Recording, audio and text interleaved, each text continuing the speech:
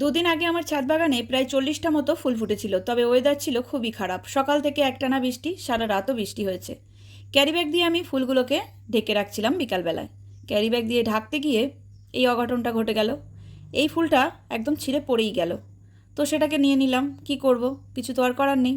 ওদিকে আরেকটা ফুল গাছের ডালে ঝুলছে। ক্যারি ব্যাগ যেই দিতে গেছি, সোজা হয়েছিল ফুলটা, একদম ঘুরে মাথাটা নিচের দিকে নেমে গেল। কোনো কারণে ফুলের গোড়া যদি নড়ে যায় তাহলে ফুলটা ফোটার পর ওটা আর ফলে সেট হবে না, নষ্ট হয়ে যাবে। তাই জন্য ভাবলাম ফুলটাকে তুলেই নিই।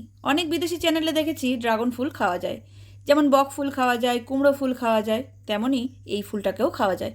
তবে বিদেশি মানুষরা খায় বিদেশি স্টাইলে, আর আমরা দেশি মানুষরা খাবো দেশি স্টাইলে। তবে এটা কিন্তু এইভাবে রান্না করে খাওয়ার জন্য কখনোই আমি তুলতে চাইনি, কারণ আমার ড্রাগন গাছে যে কটা ফুল ফোটে সবগুলোই কিন্তু ফলে পরিণত হয়। হয়তো 100টার মধ্যে 2টো ফুল ফোটার পর নষ্ট হতে পারে, তার বেশি কিন্তু নষ্ট একদমই হয় না।